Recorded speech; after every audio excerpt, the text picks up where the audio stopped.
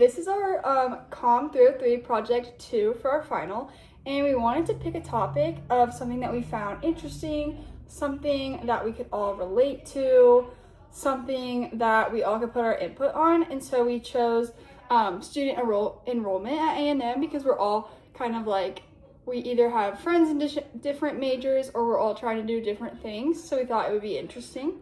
And we learned a lot from this class, and one of our favorite things that we took away was the color theory. And so we wanted to also incorporate that in our presentation because we think color can represent so much and different colors can just show different things. And so we wanted to add that a little bit.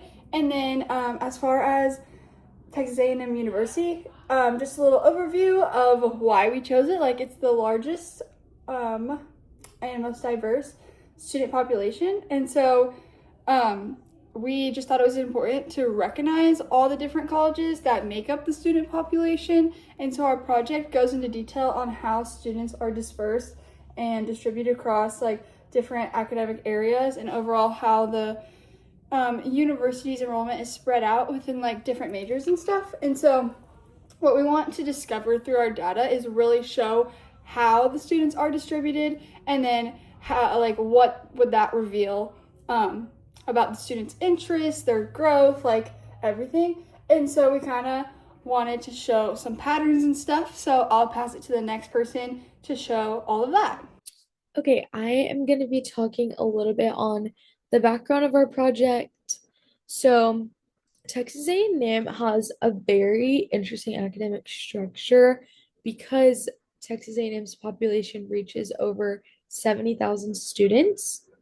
So, very large campus, lots of students on campus, which is why we think that A&M is so special, is because it's uniquely made up of 17 colleges um, on this specific campus. Some major colleges that we wanted to focus on, though, for this project specifically are engineering, business, agriculture, liberal arts, science, and education. We feel like a lot of majors and a lot of reasons that people go to A&M are for these specific colleges. Next, I wanted to briefly touch on enrollment because this is another aspect of our project that you'll see more of later. Um, we think that students' enrollment differences are influenced kind of by these three major factors that people may not always realize. One is career demand, two is student interest, and then three is program size and competitiveness.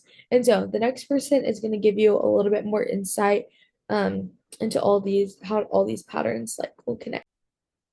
So now that we did our research and gathered our data, we kind of divided it up into a few different, more distinct categories because there is so many different majors across Texas A&M.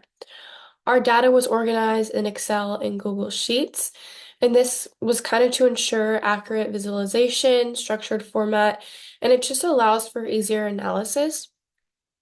And so, like I said, each category represents category of enrollment, and these numbers allow us to make direct comparisons across colleges. And because these numbers are organized now and put into Excel and Google Sheets, it makes it easier for us to visualize our data, make graphs, and do other things with it. Hi, my name is Carly Curry, and for our project, we use color theory. So on our pie chart, you can put your cursor over every single section, and you can see the percentages of each college for Texas A&M. You can see how some are smaller, like architecture, and some are a lot larger, like engineering and art and sciences. We use the color wheel just to show like more visual representation of the colleges, and it highlights the important information more. This also improves the readability. It's just easier to read and to look over. And the pie chart just helps have each different color for each college to show the difference in between both of them. And what this reveals about Texas A&M is that they're expanding programs. So not only are they growing in enrollment in engineering and health and sciences, but they're also growing in the smaller programs as well as like architecture and those other programs that are the little bit in the pie chart. We also have a very diverse academic interest. So students aren't not just concerned on like one field, but they're more focused on everything else in the college as well, along with our academic system. And as enrollment grows, we do need to be aware of like the needs that A&M is going to have to change to and adapt to, like parking, housing, classrooms, labs, and stuff like that. A&M parking has gotten a little tough to navigate on campus. It's very hard to get, so I think that's something that we need to focus on is the parking as well as A&M grows as a college. Okay, so finally, when we're looking at these enrollment trends, it's more than just numbers. It really reflects student ambition, workforce demand, and just the future direction of A&M as a whole. And so by understanding these patterns, we can really help prepare for future growth, as well as A&M can continue creating opportunities across all academic fields rather than being focused on just STEM or medical and all the things like that. So in conclusion, understanding today helps us prepare better for tomorrow.